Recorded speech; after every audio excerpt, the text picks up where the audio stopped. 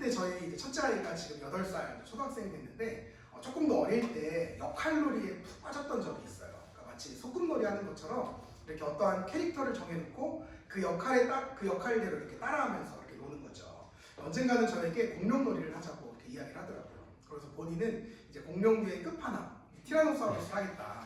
그리고 저는 초식 공룡 중에 최약체인 브라키오사우루스를 해라. 이제 사실 이미 시작부터 말도 안 되는 그런 전쟁이 이제 시작이 된 거죠. 역시나 이 약독한 티라노가요. 초장부터 발톱을 탁 세우고 칸하면서 이제 굉장히 공격을 심하게 하더라고요. 처음에는 이제 좀 맞아줬죠. 근데 이제 문득 이런 생각이 드는 거예요. 아, 이렇게 계속 맞아주다가는 정말 맞아 죽겠구나. 이런 생각이 들어서 어느 순간부터 저도 이제 함께 공격을 하기 시작했습니다. 그랬더니 갑자기 이 아이가 이제 타임을 외치는 거예요. 타임! 그래서 저한테 막 화를 내는 거예요. 아빠는 지금 초식 공룡인데 어떻게 티라노를 공격할 수가 있느냐는 거예요. 초식 공룡은 맞거나 아니면 도망가거나 두 개밖에 못한다는 거죠. 그래서 제가 이제 어떻게 했을까요? 제가 어떻게 했냐면 싫다! 나는 60브라키오다! 이러면서 엉덩이를 확 그냥 깨물어줬습니다. 그래서 저희 아들이요 잔뜩 이제 뿔이 났어요. 잔뜩 화가 나서는 세상에 60브라키오가 어딨어! 아빠랑 노는 거 재미없어! 안 놀아! 그러면서 자기 방으로 휙 들어가 버리더라고요. 근데 그 순간에 정말 아빠랑 안 논다는 말이 얼마나 고맙고 감사한지. 그렇게 이제 얼마간의 시간이 흐르게 되고요. 이제 잘 시간이 됐어요. 근데 이 아이가 갑자기 저한테 찾아오는 거예요. 이제 이게 사과하러 오는구나 이렇게 생각을 하고 있었는데 이 아이가 저한테 아무래도 아빠한테 이 얘기를 오늘 안 하면 자기가 답답해서 잠을 못 잘 것 같아요. 그래서 이 얘기를 꼭 해야겠대요.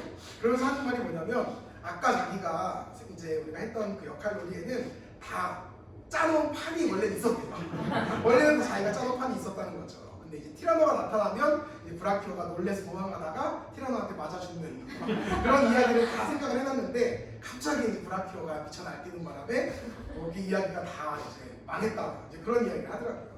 제가 그 이야기를 들으면서 어떤 생각이 들었냐면 그렇구나. 원작자에게는 다 계획이라는 게 있구나. 이런 생각이 들었어요. 그러니까 처음부터 작가가 원했던 그런 그림이 있었다는 거죠. 그리고 그 이야기를 구성하는 그 캐릭터들이 작가의 의도대로 자기의 이제 본분에 맞게, 역할에 맞게 그렇게 충실하게 움직여줘야 이 이야기가 완성이 되는데 정작 구성원들이 자기 역할대로, 자기 본분대로 해주지 않으면 작가가 원하는 대로 이야기가 흘러가지 않는다는 거예요.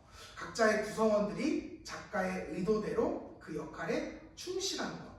이것이 그 이야기를 작가가 원하는 그림으로 만들어가고 있어서 가장 중요한 요소라는 겁니다. 제가 왜 이런 역할놀이에 대한 이야기로 오늘 말씀을 시작하느냐.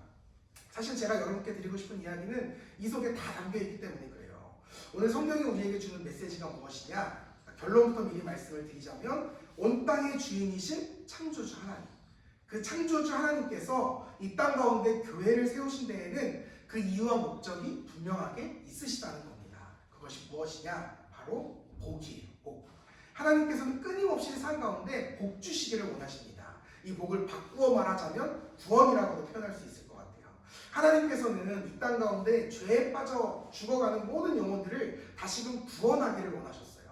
누구를 통해서? 교회를 통해서. 마치 원작자에게 다 계획이라는 것이 있듯이 창조주 하나님께도 이 땅 가운데 교회를 통해 이루어가실 선하신 계획이 있으셨다는 거예요. 하나님은 교회를 통해서 세상에 복 주시기를 원하셨어요. 하나님은 교회를 통해서 세상을 구원하고자 하셨습니다. 그런데 문제는 오늘날 교회가 그러한 자신의 역할을 잘 감당하고 있느냐? 바로 여기에 있다는 거죠. 세상이 교회를 통해서 지금도 복받고 있는 것이 맞느냐는 거예요. 안타깝게도 우리 중에 그 누구도 그렇다라고 확신 있게 이야기할 수 없는 상황이 되었습니다. 그러니까 오해하지 마실 것은 제가 저도 교회를 사랑하고 섬기는 한 명의 목사이자 성도로서 그저 교회를 비난하자는 것이 아닙니다. 저는 정말로 교회를 사랑하고요. 교회가 이 땅에 꼭 필요한 공동체라고 믿습니다. 그럼에도 이런 말씀을 드릴 수밖에 없는 이유는 오늘 살아가는 우리들의 교회가 정말 하나님의 그 선하신 계획에 맞춰서 발맞춰서 걸어가고 있는 것이 맞는가 한번 스스로 정직하게 점검해 보았으면 좋겠다. 이런 마음으로 이 말씀을 좀 나누려고 합니다. 여러분 과연 이 땅에서 교회는 어떤 모습이어야 할까요? 과연 교회는 이 세상에서 어떤 역할을 감당해야 할까요? 하나님께서는 어떤 마음으로 이 세상에 교회를 세우셨을까요? 우리는 오늘부터 10주 동안 우리는 교회를 세웁니다 라고 하는 새로운 설교 시리즈를 통해서 바로 이 문제에 대한 해답을 함께 좀 찾아가 보려고 합니다. 특별히 저는 그 모범적 교회의 모델을 신약 성경에 기록되어 있는 데살로니가 교회에서 발견을 했습니다. 그래서 이 설교 시리즈는 교회에 대한 이야기임과 동시에 또한 데살로니가 전서를 함께 읽고 배워가는 데살로니가 전서 강해 설교가 될 거예요. 앞으로 우리 교회는 이런 식으로 이렇게 하나의 시리즈 설교를 진행하면서 동시에 한 권의 성경을 떼는 방식으로 이렇게 말씀을 좀 나누려고 합니다. 왜냐하면 결국은 우리 삶의 모든 문제와 정답은 성경 속에 다 담겨있기 때문에 그렇습니다. 이제 좀 본격적으로 말씀을 나누려고 하는데요. 오늘 우리가 함께 읽은 이 데살로니가 전서는 바울 사도가 고대 도시였던 이 데살로니가에 보내진 그런 교회를 향해서 보내진 편지를 기록한 성경입니다. 당시 데살로니가는 약 12만 명 정도가 살았던 아주 큰 도시였다고 합니다. 그러니까 인구 밀도로만 치면 오늘날의 서울이나 뉴욕 정도 아니면 그 이상에 맞먹는 엄청나게 큰 도시였다는 거예요. 하지만 도시라고 해서 오늘날 우리가 살아가고 있는 이런 도시의 풍경을 우리가 생각해서는 안 돼요. 웨인 닉스가 The First Urban Christian이라는 책에서 당시 도시의 상황을 이렇게 묘사해놨어요. 제가 좀 읽어드릴게요. 그 수많은 도시 인구를 수용하기 위해 집들은 다닥다닥 붙어 있었고 난방, 화장실 문제 등 생존에 필요한 그 어떤 것도 해결되지 못했다. 말이 좋아 수로지 실제로는 파이프 속에서 오랜 시간 고여 있어서 늘 오염되고 썩은 물을 사용해야 했다. 도시는 먼지와 쓰레기, 벌레 천지였고 곳곳에 하수와 배설물이 넘쳐났다. 끔찍하게도 죽은 사람의 시체도 제대로 치워지지 않은 상태로 길거리에 유기되어 있었다. 그 결과 도시는 늘 악취에 시달렸고 이는 도시가 온갖 감염병의 온상이었다는 것을 뜻한다. 실제로 전염병이라도 돌면 도시의 약 3분의 1에서 3분의 2 한꺼번에 사망하는 일이 발생하기도 했다. 이때는 도시를 유지하기 위해서 지방에서 강제로 대량으로 이주민을 유입시켰는데 그러다 보니까 사람들끼리 서로 섞이지 못하고 늘 다투고 범죄와 무질서가 일상다반사였다. 때로 폭동도 일어나고 매일 불이 났다. 건물은 쉽게 무너지고 생존은 늘 위협받았다. 이것이 바로 고대 도시 그리고 데살로니가라는 도시의 실제 삶의 모습이었다. 성경은요 바로 이러한 데살로니가라고 하는 도시에 교회가 세워졌다라고 증거하고 있어요. 그러니까 엄밀히 성경을 바라보자면 데살로니가인에 교회가 세워졌다라고 기록되어 있어요. 우리는 흔히 교회가 세워졌다라고 하면 교회 건물을 떠올릴 때가 있습니다. 하지만 성경은 절대 이 교회라고 하는 단어를 건물로서 사용하지 않아요. 신약 성경의 원어인 헬라어를 보면 이 교회를 뜻하는 에클레시아라고 하는 단어를 사람들의 모임이다라고 그렇게 번역을 하고 있어요. 그래서 성경을 보게 되면 이 에클레시아를 모임, 무리 혹은 집회 이런 식으로 늘 번역한다는 거 우리는 성경을 통해 볼 수 있습니다. 그러므로 사실 오늘 본문 말씀이 증거하는 데살로니가인의 교회가 세워졌다라고 하는 말 속에는 데살로니가라고 하는 도시 안에 교회라는 건물이 세워졌다라는 의미가 아니라 데살로니가라는 도시 안에 살아가던 사람들 중에 전혀 새로운 공동체, 즉 예수를 구주로 고백하는 예수 공동체가 세워졌다. 이렇게 우리가 번역하는 것이 보다 정확한 해석일 것 같아요. 마치 우리 교회처럼 말입니다. 우리 교회도 건물을 갖고 있지 않아요. 그 흔한 상가 건물조차 우리는 갖고 있지 않습니다. 그래서 인터넷에 아무리 검색을 해도 우리 교회 위치가 나오지가 않아요. 그럼에도 우리는 교회를 세웠습니다. 그럼에도 우리는 교회를 세웠다고 고백을 하고 있죠. 건물이 아닌 교회 공동체를 세운 것입니다. 그래서 우리 교회의 비전은 굉장히 명료해요. 하나님의 사랑을 끝없이 경험한 이들이 그 사랑으로 각자의 삶 속에 하나님 나라를 세워가는 예수 공동체입니다. 우리는 건물에 묶여있는 교회가 아닙니다. 움직이는 예수 공동체로서의 교회입니다. 그래서 이제 미리 말씀을 드리자면 우리 교회는 하나님의 이끄심에 따라서 때마다 일마다 예배 장소를 언제 어디서나 쉽게 바꿔갈 수 있는 공동체입니다. 건물이 중요하지 않습니다. 사람이 중요하고 공동체의 고백이 중요한 것입니다. 예수님께서도 자신의 몸된 교회를 세우시면서 결코 건물을 세우셨던 적이 없어요. 다만 주님을 구주로 고백하는 제자 공동체, 신앙 공동체만을 이 땅에 남기셨을 뿐입니다. 우리는 예수님의 그 정신을 이어받는 예수 공동체입니다. 우리의 목표는 건물 세우기가 아니에요. 공동체 세우기입니다. 물론 필요하다면 건물을 세울 수도 있겠죠. 하지만 절대 이것이 우리의 목표가 되지는 않습니다. 교회는 공동체입니다. 언제나 공동체가 먼저입니다. 공동체를 다 세운 후에 필요에 따라서 건물이 따라오는 것입니다. 공동체를 위해 건물이 존재하는 것이지 건물을 위해서 공동체가 존재하는 것은 아닙니다. 여러분 절대 이 순서를 잊지 마시기 바랍니다. 교회는 공동체다. 이것이 이번 설교 시리즈의 아주 중요한 핵심 포인트입니다. 자, 이제 다시 본문으로 돌아와서요. 그렇다면 어떻게 이 데살로니가라고 하는 도시 한가운데 그러한 교회 공동체가 탄생할 수가 있었을까요? 성경을 보게 되면 바울 사도가 이 데살로니가라고 하는 곳에 도착해서 짧은 시간 동안 복음을 전했던 것이 교회의 기원이다라고 기록되어 있어요. 그렇다면 이 바울이 전했던 복음이라는 것이 얼마나 대단하고 거창한 것이었길래 그 짧은 시간 만에 교회가 세워질 수 있었던 것일까요? 놀랍게도 우리가 성경을 보게 되면 이 바울이 전했던 그 복음이요, 메시아가 고난을 받고 부활했다라는 이야기가 전부였어요. 이 단순한 진리 위에 교회가 세워졌다는 것입니다. 하나님께서는 깨어진 이 세상을 심판하시고 다시금 회복하기를 원하셨어요. 그래서 이 땅에 메시아를 내가 다시 보내겠다라고 끊임없이 경고하시고 약속하셨습니다. 그리고 마침내 이 땅에 그 메시아를 보내셨는데 그분이 바로 살아계신 하나님의 아들 예수 그리스도이십니다. 메시아이신 예수님께서 인류의 모든 죄를 위해서 십자가에 달려 대신 죽임당하셨습니다. 그리고 다시 살아나셨어요. 다시 살아나심으로 인해서 죽음을 넘어선 영원한 생명이 실제로 존재하는구나 라는 사실을 온 세상에 우리에게 증거하셨습니다. 하나님께서 우리에게 약속하신 그 영원한 생명의 나라, 그 하늘나라의 복음이 이것이 그냥 추상적이고 신화 같은 그런 것이 아니라, 전설 같은 것이 아니라 정말 하나님의 나라가 실제로 존재하는구나 라는 사실을 우리는 예수님의 부활을 통해서 알 수 있게 되었다는 것입니다. 이것이 바로 바울이 전한 예수라는 복음이었어요. 그리고 바로 이 복음이 데살로니가에 전파되어서 이 진리를 믿고 따르는 사람들이 생겨나기 시작했다는 겁니다. 그들은 함께 모여서 부활하신 주님을 예배했고요, 예수 안에서 새로운 인생을 살아가기 시작했습니다. 그렇게 데살로니가인의 교회, 곧 데살로니가 예수 공동체가 이 땅에 탄생하게 되었다는 것입니다. 그런데 바로 이 데살로니가 교회에 첫 번째 위기가 닥쳐오기 시작합니다. 사도행전 17장 5절을 보게 되면 데살로니가 교회 공동체가 야손이라고 하는 사람의 집에 모였다고 기록되어 있어요. 그런데 그때 바울을 죽이기 위해서 늘 쫓아다니던 유대인들이요, 그들의 모임을 시청 반원에 고소하고 불량배들과 함께 그 집을 습격을 합니다. 그들을 고소한 죄명은 세상을 소란하게 한 죄였습니다. 이게 이제 우리는 흔히 고성방가 같은 그런 뭔가 시끄럽게 해서 고소했다 이 정도로 생각하기 쉬운데, 오늘 말로 말하자면 반역죄를 뜻합니다. 이게 무슨 말이냐면 예수님을 구주로 고백했던 이들의 그 신앙 고백을 마치 로마 황제를 거부하고 나는 다른 왕을 섬기겠다라고 하는 이런 작당 모의로 폄하해서 그들을 고소했다는 거예요. 결국 이 일로 인해서 데살로니가 교인들은 벌금형을 선고받게 되고요, 바울 일행은 늦은 밤에 베레아라는 곳으로 쫓겨날 수밖에 없게 되었습니다. 그들의 모임 자체가 당시로서는 불법이었다는 거예요.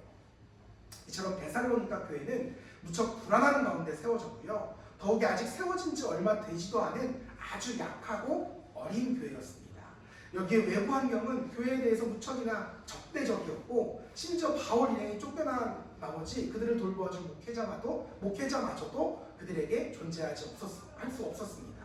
이런 안타까운 상황 속에서 바울 사도가 정말 참담한 심정으로 펜을 들어서 쓴 편지가 바로 우리가 함께 읽고 있는 데살로니가 전서라는 편지라는 거예요. 그런데 여러분, 이 편지 안에 어떤 내용이 담겨 있겠습니까? 얘들아, 비록 내가 없어도 너희 잘 버텨야 된다. 비록 힘들어도 슬퍼도 끝까지 너희 믿음 잘 지켜야 된다. 이런 내용이 담겨 있지 않겠어요? 그런데 놀랍게도 이 바울의 편지를 우리가 유심히 살펴보면 우리의 생각과는 정반대의 내용이 기록되어 있는 것을 발견하게 돼요. 편지가 이렇게 시작합니다. 1장 1절을 보면 바울과 실로아노와 디모데는 하나님 아버지와 주 예수 그리스도 안에 있는 데살로니가인의 교회에 편지하노니 은혜와 평강이 너희에게 있을지어다. 아멘. 하나님 아버지와 주 예수 그리스도 안에 있는 교회, 이 한마디의 표현 안에서 우리는 당시 데살로니가 교회가 어떤 교회였는지를 아주 분명하게 발견하게 돼요. 여러분, 사람이라고 하는 존재는 자신의 정체성과 소속감이 분명하게 존재할 때 아주 건강하고 안정적인 삶을 살아가게 됩니다. 그러니까 부모를 잃어버린 고아들의 삶이 불안정한 이유는 누군가의 자녀라고 하는 정체성이 사라지고 또 가정 안에서의 소속감을 잃어버렸기 때문입니다. 실직당한 사람들이 그 삶이 굉장히 불안한 이유는, 힘겨운 이유는 자신을 소개하던 명함 한 장이 사라졌기 때문이고요, 자신을 이렇게 수식해주던 그 조직이 사라졌기 때문에 그렇습니다. 제가 이제 지난 겨울에 어느 교회에 이제 청년부 강사로 섭외를 받았던 적이 있어요. 근데 이제 그 겨울에 제가 만나교회를 사임했잖아요. 그 후에 연락을 다시 받았는데 보통 이제 강사 이름 옆에 어느 교회 이렇게 수식을 달아놓죠. 소속을 달잖아요.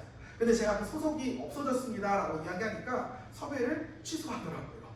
뭐 그럴 수도 있지 라고는 생각이 들었는데요. 거참 기분이 묘하더라고요. 대형교회 청년 목사라고 하는 그 타이틀이 저에게서 빠지고 나니까 말하는 사람의 가치가 이렇게 사라지는 건가? 자존심도 상하고 마음도 상하고 굉장히 마음에 낙심이 되더라고요. 이처럼 사람은 누구나 자신의 정체성과 자신의 소속감이 흔들리고 무너질 때 굉장히 불안정한 그런 삶을 살아가게 되는 것입니다. 그러나 여러분 적어도 성경 속에 등장하는 이 데살로니가 교회의 성도들은 그 정체성과 소속감이 아주 분명했다는 거예요. 그들은 하나님을 아버지로 고백했던 사람들이었어요. 이 말은 곧 나는 하나님의 자녀이다 라는 분명한 정체성이 그들에게 있었다는 거예요. 데살로니가 교회 성도들은 하나님께서 아버지가 된 사람들이었습니다. 이전에는 늘 도시의 그 경쟁 속에서 이렇게 밀려나면서 스스로를 열등하게 여기고 정말 나는 쓸모없는 존재야, 무능력한 존재야, 날마다 실패와 패배 속에서 절망하고 좌절하는 인생을 살아갔던 그런 존재였다면 이제는 내가 하나님의 자녀로서 나의 신분이 완전히 변화된 존재, 정말 이 하나님 나라의 기업을 보장받은 천국 시민으로서의 삶으로 완전히 그 신분이 정체성이 바뀐 존재였다는 것입니다. 이것이 바로 그들의 분명한 정체성이었어요. 그런가 하면 또 이 데살로니가 교회 성도들은요, 예수 그리스도를 자신의 구주이자 자신의 메시아로 고백했던 사람들이었어요. 이 말은 곧 더 이상 나를 통치하는 것이 이 세상의 법칙, 이 세상의 그 질서, 이 세상의 논리와 이 상식이 아니라 나의 참 주인 되신 예수님의 말씀, 그분의 가르침, 이것이 내 인생의 기준이자 법칙이 되었음을 뜻하는 것입니다. 단순히 데살로니가라고 하는 도시 안에서 데살로니가의 시민으로서 살아가는 것뿐만 아니라 예수님 안에서 그분의 몸된 교회의 성도로서 살아갔던 것이 그들의 보다 정확한 소속감이었다는 거예요. 이처럼 데살로니가 교회는 우리의 기대와 생각과는 달리 굉장히 놀라울 정도로 분명한 정체성과 소속감을 가지고 살아갔던 사람들이었습니다. 꽤나 건강한 교회 공동체였어요. 그것도 그저 건강한 정도가 아니라 7절에 기록된 대로 마게도냐와 아가야에 있는 모든 믿는 자의 본이 되었을 정도다라고 사도 바울이 기록하고 있습니다. 이 마게도냐와 아가야라고 하는 도시는요, 당시에 이제 그리스 연합 국가를 총통틀어서 한 지침이었어요. 그러니까 쉽게 말해서 이 데살로니가 교회가 그 지역을 넘어서서 그 수많은 나라들의 모든 모임 중에서, 공동체 중에서 가장 모범적인 공동체, 가장 영향력 있는 교회 공동체였다는 것입니다. 제가 이 말씀을 오랜 시간 묵상하면서 저에게는 특별히 7절 말씀이 굉장히 큰 도전으로 다가왔습니다. 저에게도요, 은연중에 이런 생각이 있었던 것 같아요. 그래도 교회가 자리를 잡으려면 어느 정도의 그 물리적인 시간은 필요하겠지. 우리 교회가 이 지역에 정말 선한 영향력을 끼치려면 그래도 어느 정도의 규모와 인원이 필요하겠지. 이런 생각을 제가 했었던 것 같아요. 근데 성경을 보니까 그게 아니라는 거예요. 데살로니가 교회는 세워진 지 불과 3주밖에 안 된 교회였어요. 이 불과 3주 만에 그 지역, 아니 그 지역을 넘어서서 그 나라와 그 수많은 영토 안에 엄청난 영향력을 끼치는 정말 기적의 공동체로 등장했다는 것입니다. 이 말씀이요, 제 가슴을 정말 뛰게 만들었어요. 제 가슴을 요동치게 하더라고요. 그래, 우리도 할 수 있지. 우리도 이제 갓 세워진 교회이지만 우리 교회를 통해서 이 지역이, 이 대한민국이 충분히 뒤집어질 수 있지. 여러분, 우리도 할 수 있어요. 우리도 할 수 있습니다. 하면 보통 아멘이 나와줘야 여러분, 우리도 할 수 있어요. 하나님께서 그렇게 하신다고 하면 되는 겁니다. 우리가 하나님의 마음을, 그런 하나님의 마음을 신뢰하고 이 성경 속에 담긴 이 데살로니가 교회 이야기가 우리 교회의 이야기다, 이 약속의 말씀을 정말 믿음으로 받으면 우리도 데살로니가 교회와 같이 그렇게 부흥하고 성장하게 될 줄 믿습니다. 저와 여러분 모두에게 그런 믿음이 가득하게 되기를 주님의 이름으로 축복합니다. 이처럼 이 데살로니가라는 도시 속에 세워진 이 데살로니가인들의 교회 공동체는 자신들에게 주어진 역할, 자신들에게 주어진 사명을 온전히 감당하면서 매일매일 끊임없이 성장하고 부흥하기 시작했어요. 그리고 그러한 그들로 인해서, 그들의 선한 영향력으로 인해서 데살로니가라고 하는 도시 자체가 조금씩 바뀌어가기 시작했습니다. 이 그리스라고 하는 그 수많은 나라와 영토들이 계속해서 선하게 변해가기 시작했다는 거예요. 이것이 오늘 성경이 증거하는 데살로니가 교회의 모습이고 역할이자 사명이었다는 겁니다. 자, 이제 이 이야기를 2000년 전의 이 이야기를 오늘 우리들의 이야기로 좀 가져와 보면 좋겠어요. 오늘날 우리들의 교회 역시 대부분 도시 속에 세워진 교회입니다. 우리가 주님 안에서 이렇게 함께 개척한 이 사랑하는 교회도 위례라고 하는 성남이라고 하는 도시 위에 세워진 교회입니다. 여러분, 도시는요 인간이 만들어낸 모든 것의 총화입니다.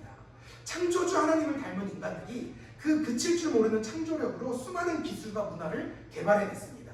그 결과물이 바로 이 도시예요. 우리는 이 도시의 위대한 창조물들을 엄청나게 많이 만들어 놓았습니다. 하지만 불행히도 도시를 창조한 인간은 자신들의 창조물인 이 도시에 취한 나머지 정작 자신을 창조하신 하나님을 잊어버리고 말았어요. 주위를 둘러보면 그저 인간의 눈부신 영광만 우리에게 드러날 뿐입니다. 우리는 없는 것이 없는 이 도시라고 하는 곳에서 굳이 하나님의 도우심 없이도 충분히 모든 것을 누리며 살아갈 수 있는 그런 사람들이 되었습니다. 하지만 이건 역시 누구에게나 허락된 풍요는 아니에요. 경제력만 뒷받침된다면 누구나 그런 풍요를 누리며 살아갈 수 있겠지만 문제는 그 숫자가 매우 제한적이라는 사실이에요. 이 도시에 살아가는 수많은 사람들 중에 지극히 일부만 그 풍요를 누리며 살아갈 수 있고 나머지는 열등 속에서 나는 왜 저렇게 살아갈 수 없지? 라는 불안한 마음 속에서 이 세상을 살아가게 된다는 겁니다. 이러한 시대 속에서 어느 순간부터 교회가 그러한 생존 경쟁에서 밀려난 이들을 위로하는 기능을 충실히 수행하기 시작했습니다. 교회는 도시 생활에서 찌든 때를 일주일에 한 번씩 벗겨주는 그런 기관이 되고 말았어요. 그저 죽을 때 사용할 천국 티켓을 발행해주는 그런 종교기관으로 변질되어 버리고 말았습니다. 예수님께서 이 땅에 오셔서 자신의 피값으로 세우신 교회와 그 교회를 통해서 선포되고 전파되었던 이 하나님의 나라가 이 거대하고 완벽해 보이는 이 매력적인 도시에서 완전히 증발해버리고 말았다는 거예요. 도리어 오늘날의 교회는 어떻게 하면 내가 믿음으로 하나님의 이름으로 이 땅에서 성공할 수 있을까? 어떻게 하면 내가 신앙이라고 하는 이름으로 다른 사람보다 더 풍요로운 삶을 손에 넣을 수 있을까? 여기에만 골몰하는 공동체가 되어버리고 말았어요. 신앙생활의 목적이 이 땅에서의 승리가 아니라 이 땅에서의 성공으로 변질되고 말았다는 거예요. 이처럼 오늘날의 교회는 자신의 가장 근본적이고 본질적인 그 존재 이유와 목적을 완전히 잃어버린 채 마치 어느 노래의 가사처럼 교회인 듯 교회 아닌 교회 같은 너. 너무 어려워. 난 그게 이제 최신 노래라고 생각합니다. 다 쓰고 보니까 10년 전 노래더라고요. 그런 교회가 되어버리고 말았다는 거예요. 분명 2000년 전 데살로니가에 세워졌던 그 교회와 오늘날 이 땅 가운데 세워진 우리들의 교회는 같은 교회예요. 우리는 같은 복음 위에 같은 교회를 세웠습니다. 그런데 왜 그때의 그 교회와 오늘의 이 교회는 전혀 다른 교회가 되어버리고 말았을까요? 아니 보다 엄밀히 말하자면 왜 오늘날의 교회는, 왜 우리들의 교회는 그 찬란했던 초대교회의 그 교회다움을 완전히 잃어버리고 말았을까요? 다시 말씀드립니다. 하나님께서 이 땅 가운데 교회를 세우셨던 바로 그 목적, 그 이유를 완전히 잃어버렸기 때문이라는 것입니다. 하나님께서는 세상에 복을 주시기 위해 교회를 세우셨어요. 죄로 인해 죽을 수밖에 없는 사람들을 다시금 구원하시고자 이 땅에 예수님을 보내셨고요. 그 예수를 구주로 고백하는 모임이었던 이 교회 공동체를 통해서 예수라는 복음이 세상 끝까지 전파되기를 바라셨어요.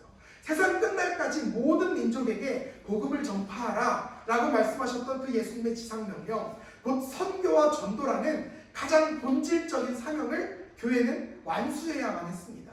그런데 어느 순간부터 교회가 그러한 사명을 완전히 잃어버리고 말았다는 거예요. 원작자가 의도했던 자신의 역할을 거부한 채 그렇게 자신의 유익과 만족만을 위해서 살아가는 교회 공동체로 전락해버리고 말았다는 겁니다. 누군가는 이것을 교회의 타락이라고도 말하고 또 누군가는 변질이라고도 말합니다. 우리가 잘 아는 대로 오늘날의 기독교가요 어느 순간부터 개독교가 되었어요. 지금 이 순간에도 수많은 이들이 교회를 떠나가고 있어요. 불과 5년 전만 해도 청년층의 25%는 교회를 다닌다고 그렇게 기록을 했는데 지금은 70%가 되지 않습니다. 10명 중에 1명도 교회에 다니는 청년들이 없다는 거예요. 그들이 교회를 비난하면서 떠나가는 이유는 하나입니다. 더 이상 교회가 교회답지 않기 때문에 그렇습니다. 성경이 증거하던 교회의 모습, 곧 자신들이 살아가던 도시와 그 세상 자체를 완전히 바꾸어 나가던 그 초대교회의 선한 영향력이 더 이상 우리에게서 나타나지 않기 때문에 그렇다는 거예요. 우리 역시 예외가 아닙니다. 우리 역시도 우리의 신앙을 다시금 정직하게 돌아보아야 합니다. 바로 이런 이유 때문에 저는 이 설교 시리즈를 준비하게 되었습니다. 성경 속에 등장하는 그 전설과도 같은 초대교회의 모습, 그 찬란하고 아름다웠던 교회 공동체의 모습, 그 모습을 정말 다시금 보고 싶은 거예요. 다시금 회복하고 싶은 겁니다. 우리 사랑하는 교회가 정말 그 전설 같은 살아있는, 다시 한번 그 살아있는 전설이 되어서 성경이 증거하는 그런 교회의 모습을 세상 가운데 증거하고 싶은 거예요. 아, 지금도 있구나. 지금도 그런 교회가 여전히 존재하고 있구나. 마치 그때 그 데살로니가 교회처럼 세상 가운데 믿는 자의 본이 되어서 이 지역과 세상을 바꾸어 나가는 그 선한 공동체로 거듭나고 싶은 마음이, 그 소원이 저에게 있었다는 거예요. 여러분, 도대체 어떻게 하면 우리 교회가 그러한 교회의 모습을 회복할 수 있을까요? 어떻게 하면 우리 교회가 그 교회의 교회다움을 회복할 수 있을까요? 그 답은 다음 주부터 알려드릴게요. 커밍스. 궁금하신 분들은 어떻게 하겠습니까? 나는 근데 도저히 너무 그 답이 궁금해서 일주일을 참을 수가 없다 라고 하는 분들이 계신 것 같아서 제가 이제 좀 팁을 한 가지 드리려고 합니다. 그 답이 어디에 있냐면 성경 속에 담겨 있어요. 특별히 우리가 앞으로 10주 동안 함께 읽어나갈 데살로니가 전서라고 하는 성경 속에 그 답이 아주 고스란히 기록되어 있어요. 그래서 여러분께 제가 한 가지 부탁드리고 싶은 것은 우리가 앞으로 함께 나누게 될 이 10주간의 시리즈 설교 기간 동안에는 여러분들이 좀 데살로니가 전서를 계속해서 묵상해 주시면 좋겠어요. 딱 5장짜리밖에 안 돼요. 제가 읽어보니까요, 10분에서 15분이면 다 읽을 수 있어요. 굉장히 짧아요. 매일도 충분히 읽을 수 있는 양입니다. 여러분들 함께 좀 말씀을 읽고 묵상하고 말씀 속에서 함께 답을 찾아가는 귀한 10주간의 여정이 되면 좋겠습니다. 말씀을 맺으면서요, 오늘은 이 찬양으로 좀 말씀을 마무리하고 싶어요. 오늘은 여러분께 무언가 이렇게 날카로운 도전이나 구체적인 적용점을 제가 따로 드리지 않을 거예요. 다만 한 가지, 정말 교회가 교회다움을 회복하기를 바라는 그 간절한 마음 하나만을 여러분들이 좀 품어주시길 부탁드립니다. 그 간절한 마음으로 교회의 교회됨을 위해서 기도해 주시면 좋겠어요. 여러분들 들어오시면서 다 이 교회 깃발 하나씩 받으셨을 거예요. 이게 정말 우리 작은 교회만 누릴 수 있는 굉장히 소소하고 행복한 기쁨입니다. 이거 별거 아닌 것 같아 보이지만 저희 아내가 이거 만드느라 밤샜어요. 정말 저희 아내가 계시를 받았나 봐요. 갑자기 어느 순간에 딱 하면서 이렇게 하면 좋겠다고 하는데 제가 너무 좋은 아이디어다라고 하고 가만히 있었어요. 그래서 저희 아내가 다 만들었는데 여러분이 이거를 좀 여러분들의 이제 삶의 자리, 여러분 뭐 책상이 될 수도 있고 더 용기가 조금 더 있으신 분들은 여러분의 일터라든지 그런 데다가 이렇게 좀 세워두면 좋겠어요. 이 시리즈를 진행하는 10주 동안. 그래서 이거를 보면서 우리는 교회를 세웁니다 라고 하는 이 한 문장을 여러분들이 계속해서 좀 되뇌었으면 좋겠습니다. 정말 간절한 마음으로 여러분들이 이 10주간 우리가 교회를 좀 세웠으면 좋겠다. 단순히 뭐 우리 살아가는 교회를 세우는 걸 넘어서서 이 세상 가운데 정말 그 하나님이 원하셨던 그 교회 공동체를 정말 세우면 좋겠다. 이런 간절한 마음으로 보시면서 말씀도 묵상하고 기도도 하고 그런 시간을 좀 가져주시면 좋겠어요. 여러분, 교회는 반드시 교회다워야 합니다.